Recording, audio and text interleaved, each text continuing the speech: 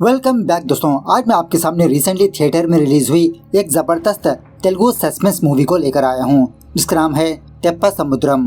Actually एक town का नाम होता है। And sorry for the bad video quality, it's a camera print. Movie का कंटेंट बहुत ही जबरदस्त लगा मुझे, इसलिए मैं फटाफट से आपके सामने लेकर आ गया हूँ।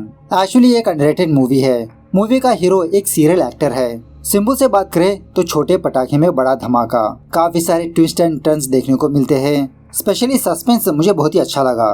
तो आई रिक्वेस्ट यू वीडियो को पूरा देखना जरूर, आपके भी होश उड़ जाएंगे। तो चलिए फटाफट से वीडियो को स्टार्ट कर लेते हैं। उससे पहले उठा दो प्यार, फॉलो ऑन इंस्टाग्राम। कहानी की शुरुआत में ही कुछ गुंडे विजय नाम के एक बंदे को चेस करते हुए इसको मारने की कोशिश करने लगते हैं। विजय यही इस मूवी का हीरो है। विजय इन सारे गुंडों से फाइट करने लगता है, लेकिन तभी गजा नाम का एक बंदा आकर विजय को पीछे से स्टैब करके इसको जख्मी कर देता है। गजा इन सारे गुंडों का ओनर होता है। थोड़ी देर के बाद इंदु नाम की एक लड़की यहाँ पर आकर विजय को जख्मी हालत में देखकर बहुत फूट फूट के रोने लगती है। उसके बाद सीन थोड़ा सा फ्लैशबैक में जाने लगता है। एक दिन पुलिस वाले बालराजू नाम के एक बंदे को पुलिस स्टेशन पर लाकर इसको बहुत टॉर्चर करते रहते हैं। पूछने लगते हैं कि बताओ तुमने उन सारी लड़कियों को कहाँ पर छुपा के रखा। तभी यहाँ पर एसआई गणेश आकर बालराजू से कहने लगता है कि तुम फटाफट से अपने मुंह से सच बता दो। अगर हमारी इन्वेस्टिगेशन में तुम्हारा नाम सही साबित हुआ तो मैं डायरेक्ट तुमको एनकाउंटर कर दूंगा। बताओ तुम क्या जानते हो। बालराजू यही कहने लगता है कि सर मेरा और इस मिसिंग लड़कियों का केस का कोई भी लेना देना नहीं है सर, आपको कुछ गलतफहमी हुई है। तभी एक लेडी कांस्टेबल गणेश से कहने लगती है सर मुझे नहीं लगता कि इस बंदे ने उन लड़कियों का किडनैप किया होगा। ये ठहरा 50 साल का बंदा ये कैसे कर सकता है। गणेश कहने लगता है देखिए कांस्टेबल मोहतरमा, क्या आप न्यूज़पेपर नहीं पढ़ती। 60 साल के बूढ़े बंदे ने 6 साल की बच्ची का बलात्कार किया और उसी तरह 50 साल के एक बंदे ने चॉकलेट के नाम पर 5 साल की बच्ची को अपने घर ले जाकर उसके साथ बलात्कार किया। क्राइम का और एज का कोई भी लेना देना नहीं है। ये सब कुछ इंसान की मेंटालिटी की बात है। अब ये हमारा सस्पेक्ट है, बस मारते रहो साले को जब तक ये सच ना बता दे। खैर दूसरे सीन में विजय और उसके 2 दोस्तों को दिखाया जाता है, अंजी और प्रभु। विजय एक ऑटो ड्राइवर होता है और ये अंजी हमेशा अपने फोन में वो वाली वीडियोस देखते रहता है। अब प्रभु के बारे में बात करें तो विजय के पैसों से ही अपनी जिंदगी गुजारते रहता है। और इन तीनों की बातों से हमको ये बात पता चलती है कि विजय बहुत सालों से इंदु नाम की एक लड़की से बहुत प्यार करता है, लेकिन अभी तक इसने प्रपोज नहीं किया। दूसरे सीन में गजा नाम के एक बंदे को दिखाया जाता है और इस टाउन में गजा की एक बहुत बड़ी राइस मिल होती है। फिलहाल गजा राघवा नाम के एक बंदे को मार चुका होता है। गजा राइस मिल की आड़ में कुछ काले धंधे भी करते रहता है। चावल के पैकेट्स में गांजा ट्रांसपोर्ट करते रहता है और राघवा ने जब इसके लिए मना किया तो गजा ने इसको मार दिया। दूसरी तरफ विजय और उसके 3 दोस्त अपने ऑटो के जरिए से गांव के कुछ बच्चियों को उनके स्कूल ड्रॉप करने का काम करते रहते हैं। इसी गांव में बुज्जम्मा नाम की एक बच्ची भी रहती है और बुज्जम्मा का फादर बुज्जम्मा को स्कूल बस में भेजते रहता है बुज्जम्मा की सेफ्टी के लिए। विजय अपने ऑटो में सारी लड़कियों को बिठाकर इंदु का ही इंतजार करते रहता है। जब तक इंदु अपने घर से बाहर नहीं निकलती तब तक विजय अपने ऑटो को नहीं हिलाता। इंदु आगे जाती रहती, विजय इसको फॉलो करते रहता। तभी एक बच्ची विजय से कहने लगती है अरे विजय तुम कब तक इंदु को फॉलो करते रहोगे, तुम्हारे अंदर हिम्मत ही नहीं है उसको प्रपोज करने की। लेकिन विजय इसलिए पीछे हट रहा होता है कि अगर इंदु ने इसके प्यार को ठुकरा दिया तो ये बर्दाश्त नहीं कर पाएगा, इसलिए इंदु को दूर से ही देखते हुए तसल्ली लेते रहता है। इसी दरमियान में एक चेकपोस्ट के पास गणेश और उसकी टीम खड़ी होती है और गणेश विजय और उसके ऑटो को देखकर इस पर शक करने लगता है कि कहीं लड़कियों की मिसिंग केस में विजय का तो हाथ नहीं। उसी रात विजय और उसके 2 दोस्त किसी जगह पर बैठकर दारू पीते हुए विजय इंदु के बारे में ही डिस्कस करते रहता है। इसके दोनों दोस्त विजय को मोटिवेट करने लगते हैं अरे यार पहले तुम इंदु को प्रपोज तो करो, तभी तो पता चलेगा ना कि इंदु तुम्हारे बारे में क्या सोच रही है। खैर दूसरे दिन एक रिपोर्टर एसआई गणेश के पास आकर कहने लगता है कि आपने किस बलबूते पर बालराजू को गिरफ्तार किया। मैं उसको बचपन से जानता हूँ, उसका और लड़कियों का मिसिंग केस का कोई भी कनेक्शन ही नहीं है। गणेश कहने लगता है कि हमारी इन्वेस्टिगेशन में ये बात पता चली कि वो बालराजू लड़कियों को चूड़ियां पहनाने के बहाने से उनके हाथों को टच करता है, इसलिए हमने उसको गिरफ्तार किया। तभी वो रिपोर्टर लड़कियों के मिसिंग केस के बारे में कुछ इन्वेस्टिगेशन की रखी होती है, उसके रिलेटेड कुछ सबूतों को दिखाने लगता है कि पिछले 16 सालों से इस टाउन में लड़कियां मिसिंग होती आ रही है और सारे के सारे स्कूल जाने वाली लड़कियां थी। और उसी तरह ये भी कहने लगता है कि लास्ट टाइम जब वो लड़की मिसिंग हुई थी उस वक्त बालराजू अपने गांव में ही मौजूद नहीं था इस तरह से गणेश को कुछ सीसीटीवी फुटेज दिखाने लगता है और इस रिपोर्टर की फोन में एक और वीडियो भी होती है, वो हमको बाद में पता चलेगा। कहने लगता है कि आप फटाफट से बालराजू को छोड़ दीजिए। तो अब गणेश के पास कोई भी ऑप्शन नहीं होता, वो बालराजू को रिलीज कर देता है। उसी वक्त एक औरत गणेश के पास आकर कहने लगती है, सर कल रात से मेरा पति घर वापस नहीं आया। मेरे पति का नाम है राघवा और वो गजा की राइस मिल में काम करता है। वो लेडी कांस्टेबल कहने लगती है कि सर वो गजा तो बहुत बड़ा गुंडा है, मैंने सुना है कि गांजा भी स्मगलिंग करता है। अगर कोई भी बंदा उसके रास्ते में रुकावट बनने की कोशिश की तो गजा उस बंदे को मार के पता नहीं कहां पर दफना देता है, लाश तक नजर नहीं आती। गणेश कहने लगता है, अरे कांस्टेबल मोहतरमा, हम लोग पुलिस वाले हैं, अगर हमें ही गुंडों से डरेंगे तो आम पब्लिक कहां पर जाएगी। अब तो इस गजा को देखना ही पड़ेगा। दूसरी तरफ इंदू की बाइक रिपेयर होने की वजह से इंदू विजय के ऑटो में जाने लगती है। विजय से पूछने लगती है कि हर रात तुम आई लव कहते हो, उसके बाद उस लड़की का नाम नहीं बताते, कौन है वो लड़की। विजय बहाना बनाने लगता है कि मेरी जिंदगी में कोई लड़की नहीं, मैं बस अपनी माँ को आई लव यू बोलता हूँ।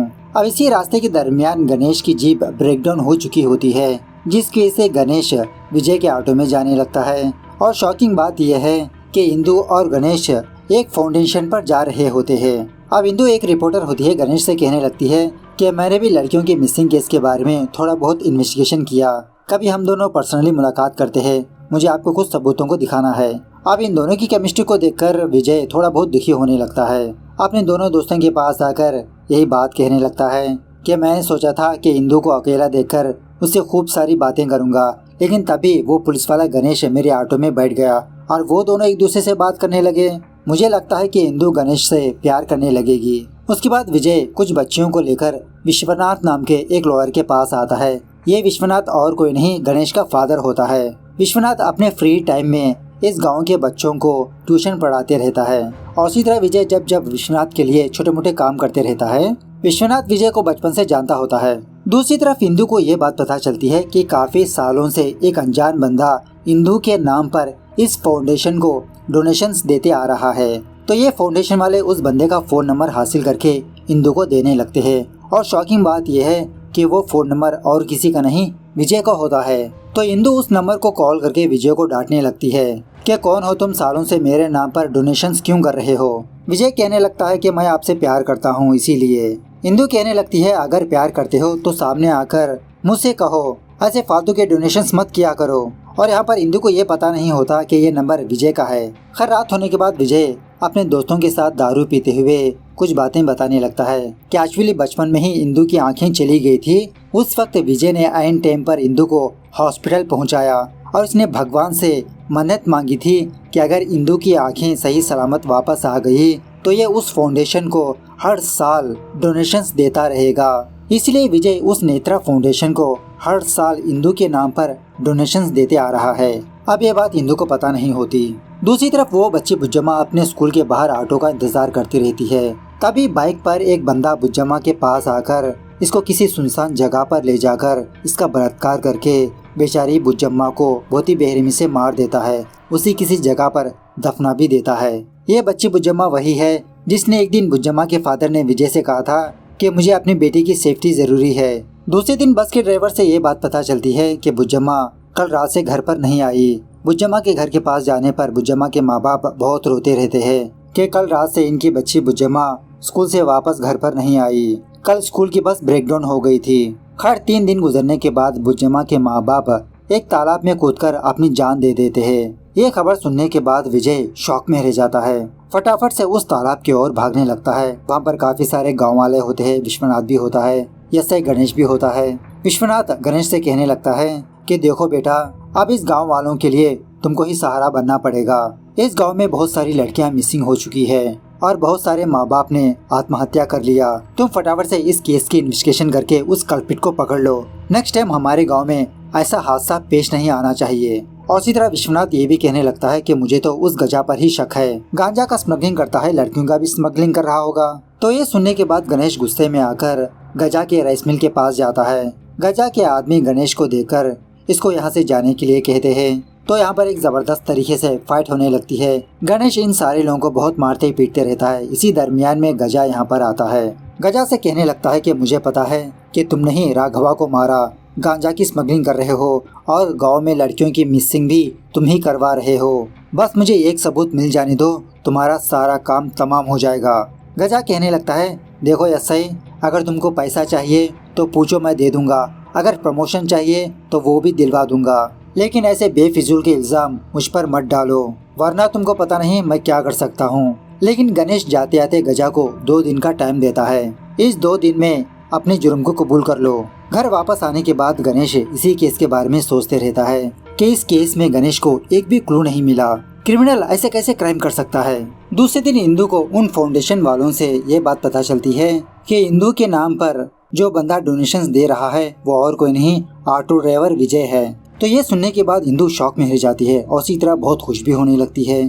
फटाफट से इंदु विजय को कॉल करके किसी जगह पर मिलने के लिए बुलाती है और विजय को ये नहीं बताती कि मैं जान गई हूँ तुम कौन हो। तो विजय बहुत खुश होकर टिप टॉप से रेडी होने लगता है इंदु से मुलाकात करने के लिए और इसी तरह अंजी से कहने लगता है कि तुम शाम को नैना को पिकअप कर लो स्कूल से।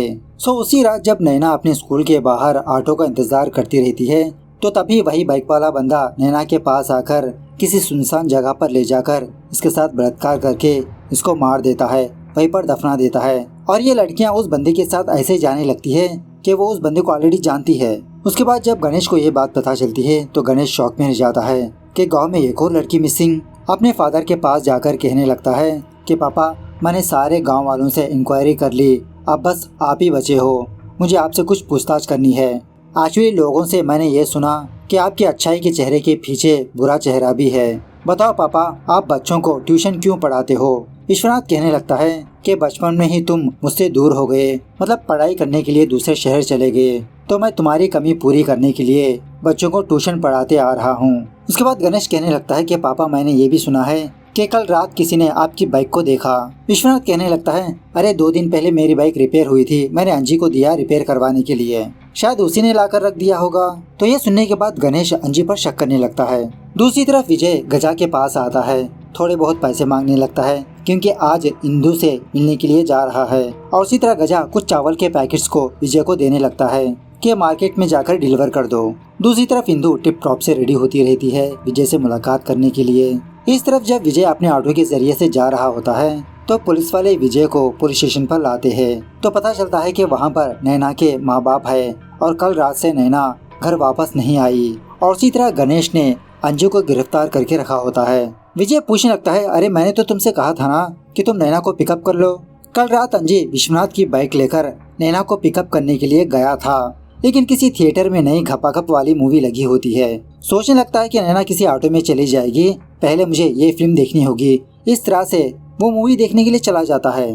प्रेजेंट पर इंदु लगातार विजय को कॉल करती रहती है, लेकिन विजय अपना फोन काटते रहता है। और इसी तरह गणेश विजय पर शक करने लगता है कि लड़कियों के मिसिंग केस में विजय और अंजी का हाथ हो सकता है।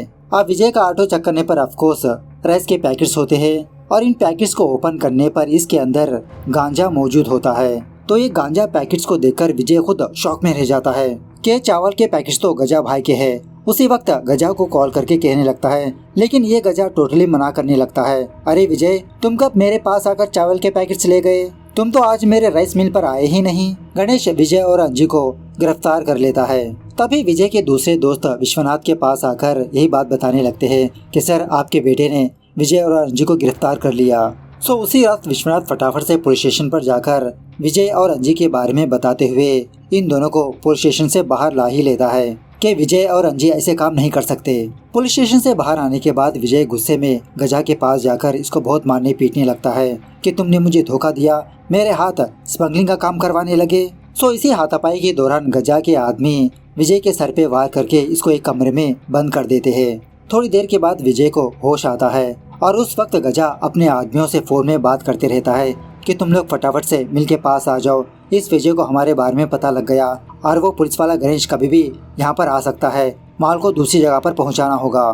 तो ये सुनने के बाद विजय किसी भी तरह से उस राइस मिल से भागने की कोशिश करने लगता है। गजा के आदमी उसको फॉलो करने लगते हैं। इसी दरमियान में अंजी और प्रभु भी यहाँ पर पहुँच जाते हैं। इन गुंडों से फाइट करने लगते हैं, लेकिन इसी फाइट के दौरान गजा के आदमी विजय, अंजी और प्रभु को मार देते हैं। थोड़ी देर के बाद इंदु विजय के पास आकर इसकी लाश को देखकर बहुत रोने लगती है।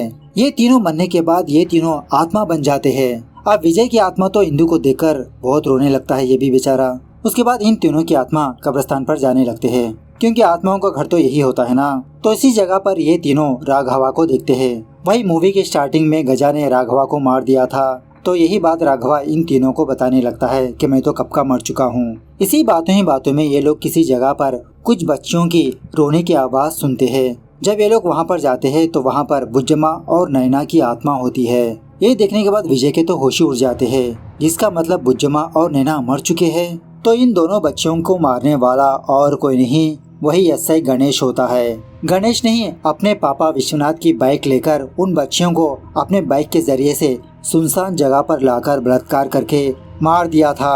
अब इसी दरमियान में अंजी ने विश्वनाथ की बाइक को लेकर गया था ना, तो गणेश ये प्लान करने लगता है कि ये सारा केस अंजी पर डाल देगा, इसलिए इसको गिरफ्तार किया था।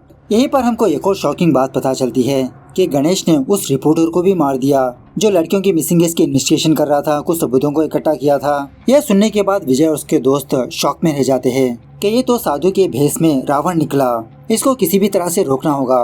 तभी एक बूढ़ा आदमी इन लोगों से कहने लगता है कि हम ठहरे आत्मा, हम क्या कर सकते हैं, किसी से बात नहीं कर सकते, किसी को छू नहीं सकते, और हमारे पास सिर्फ 13 दिन का ही वक्त है। अगर हमारा पिंडदान होगा तो हमारी आत्मा यहाँ से चली जाएगी। हम लोगों की सिर्फ एक ही बंदा मदद कर सकता है, वो बंदा एक स्पेशल नक्षत्र में पैदा होना चाहिए। वो बंदा हम आत्माओं की आवाज को सुन सकता है।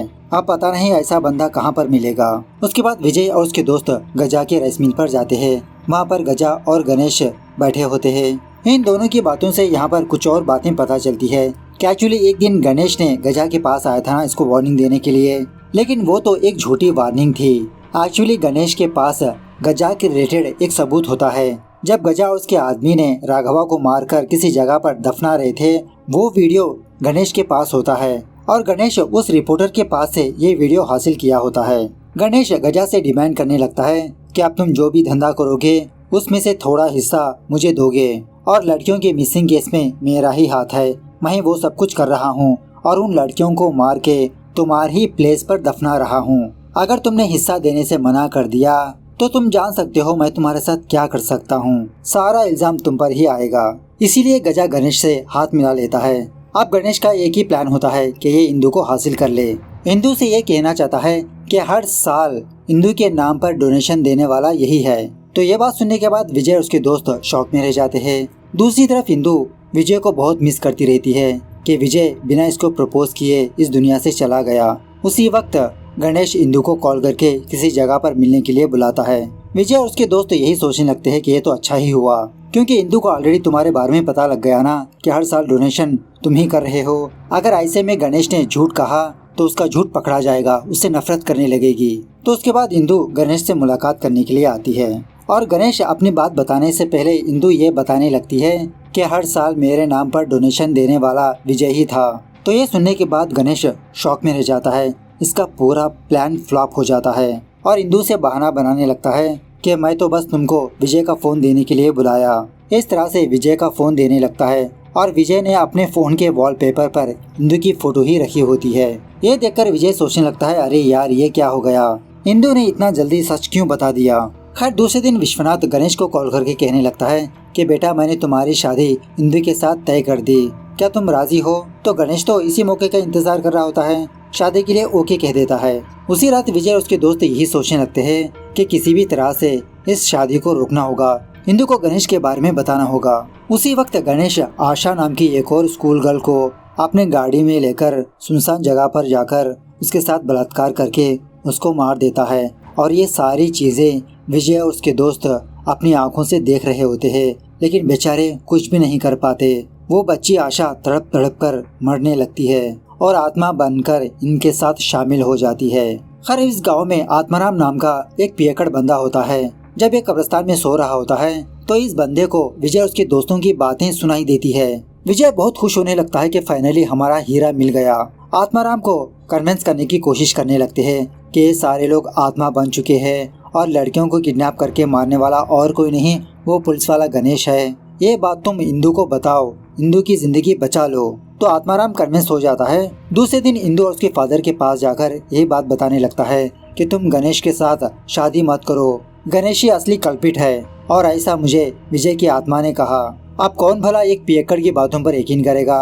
और ऊपर से किसी आत्मा ने कहा तो इस बात पर भी कोई भी भरोसा नहीं करेगा। दूसरी तरफ गणेश की फैमिली शादी की बात करने के लिए इंदू के घर जाने लगते हैं। उसी वक्त गांव के कुछ लोग इनके घर के पास आकर अपनी दुख भरी दास्तान सुनाने लगते हैं कि इस गांव में आशा नाम की बच्ची मिसिंग हो गई, कल रात से घर वापस नहीं आई। ये सुनने के बाद विश्वनाथ बहुत दुखी होने लगता है और गांव वालों से कहने लगता है कि जब तक मेरा बेटा इस केस को सॉल्व नहीं कर देगा तब तक मेरा बेटा शादी नहीं करेगा। गांव का भला करने के बाद ही मेरे बेटे की शादी होगी। यह सुनने के बाद गणेश शॉक में रह जाता है और उसी तरह विजय और उसके दोस्त बहुत खुश भी होने लगते हैं। बाद में गणेश इस केस की इन्वेस्टिगेशन करते रहता है, यही सोचने लगता है कि किसे इस केस में फंसाए। एट द सेम टाइम दूसरी तरफ आत्माराम गांव के हर एक बंदे से यही बात कहते रहता है कि गणेश ही असली कल्प्रिट है, लेकिन कोई भी इसकी बातों पर यकीन ही नहीं करता। बाद में एक दिन गणेश गजा के पास आकर इसको एक प्लान बताने लगता है कि देखो मुझे इंदू से शादी करनी है, एक काम करते हैं, मैं इस केस में तुम्हारे 4 आदमियों को फंसा दूंगा, एनकाउंटर करके मार दूंगा, उसके बाद तुम भी खुश मैं भी खुश। तो ये प्लान सुनने के बाद गजा भी इसके लिए ओके कह देता है। उसके बाद क्या था, दूसरे दिन गणेश उसी तरह से 4 लोगों को एनकाउंटर करके मीडिया वालों को बुलाकर यही बात कहने लगता है कि इन्हीं 4 लोगों ने इस गाँव की लड़कियों को बलात्कार करके यहाँ पर दफना दिया और उसी तरह ये चारों गजा के पीछे स्मगलिंग कर रहे थे। तो ये सारी चीजें देखने के बाद बेचारा विजय बहुत दुखी होने लगता है कि अब तो इंदू और गणेश की शादी होकर ही रहेगी और उसी तरह इन लोगों के पास कुछ ज्यादा टाइम ही नहीं। इस तरह से विजय दोबारा आत्माराम के पास जाकर मदद मांगने लगता है, अरे यार तुम कुछ करो ना। आत्माराम इन लोगों को एक शॉकिंग बात बताने लगता है कि कोई भी मेरी बातों पर भरोसा नहीं कर रहा और मैं भी एक आत्मा हूँ। मतलब एक दिन आत्माराम दारू पीकर गणेश और गजा के पास जाकर उनके सामने ही सच बोलने लगा कि गजा गांजा बेचता है और गणेश लड़कियों का किडनैप करके किसी जगह पर दफना रहा है। उसके बाद क्या था, ये सच जानने के बाद ये दोनों आत्माराम को मार देते हैं। विजय के पास जो एक लौता ऑप्शन था वो भी चला गया। दूसरे दिन इंदू और गणेश की शादी होने लगती है। एट द सेम टाइम विजय, अंजी और प्रभु के फैमिली वाले पिंडदान करते रहते हैं। एक के बाद एक ये सारी आत्मा वैनिश होने लगते हैं और फाइनली विजय की आंखों के सामने ही गणेश इंदू के गले में मंगलसूत्र पहनाता है। तभी हमको ये बात पता चलती है कि ये सब कुछ विजय का एक ख्वाब है इसकी जात का। मतलब विजय गजा के राइस मिल में पड़ा होता है, इसके पास इसके 2 दोस्त आते हैं। विजय अपने ख्वाब के बारे में बताने लगता है कि इंदू और गणेश की शादी हो गई। इसके 2 दोस्त कहने लगते हैं, अरे यार ये तुम क्या बात कर रहे हो, गणेश तो कब का मर चुका है। कल रात गणेश और गजा के बीच हाथापाई हुई थी, उसी दरमियान में गजा ने गणेश को मार दिया और लड़कियों का किडनैप करने वाला भी गजा ही था। इस तरह से ये तीनों उस जगह पर जाने पर फॉरेंसिक वाले सारी लड़कियों की डेड बॉडीज को बाहर निकालते रहते हैं। अब अपने बेटे की लाश को देखकर बेचारा विश्वनाथ और उसकी बीवी बहुत दुखी होने लगते हैं। खैर दूसरे दिन विजय और इंदू विश्वनाथ के घर के पास जाकर विजय विश्वनाथ को उसका चश्मा देने लगता है जो क्राइम स्पॉट पर मिला था। विजय को पूछने लगता है कि सर ये क्या है, तो विश्वनाथ जो हुआ वो विजय को बताने लगता है। उस रात जब विजय गजा के राइस मिल के पास गया था उससे झगड़ने के लिए, उसी वक्त विश्वनाथ भी गजा के राइस मिल के पास जाने लगता है। जब गजा और विजय के बीच हाथापाई हुई थी तो एक बंदा विजय के सर पे वार करता है। वो बंदा और कोई नहीं गणेश ही होता है। विजय को बेहोश करके किसी कमरे में बंद कर देता है। उसी वक्त विश्वनाथ यहाँ पर आकर अपने बेटे का असली चेहरा देखकर शॉक में रह जाता है। सीन थोड़ा सा फ्लैशबैक में जाने लगता है। जब गणेश टीनेज की उम्र में था उसी टाइम से गणेश वो वाली वीडियोस को देखा करता था चुप चुप के अपने कमरे में, और ऐसे ही वीडियोस को देखकर इसे भी इच्छा होने लगी लड़कियों के साथ कांड करने के लिए। गणेश ने पहली बार इंदू पर हमला किया था उसके साथ बलात्कार करने के लिए। इसी दरमियान में इंदू की आंखें चली गई और लकीली उस वक्त विजय ने इंदू को हॉस्पिटल पहुंचाकर उसे बचा लिया। इस तरह से गणेश का क्राइम का सिलसिला चलने लगा। दोबारा गणेश मौका देखकर एक और स्कूल लड़की को बलात्कार करके किसी जगह पर दफना देता है। एक दिन विश्वनाथ ने अपने बेटे को वो वाली वीडियोस देखते हुए देख लिया, लेकिन उस वक्त विश्वनाथ अपने बेटे को कुछ नहीं कहता। बाद में खोपचे में बुलाकर इसको समझाने लगता है कि बेटा जिस उम्र से तुम गुजर रहे हो ऐसी उम्र में फीलिंग्स आना कॉमन बात है, लेकिन इसको बुराई में तब्दील मत करना।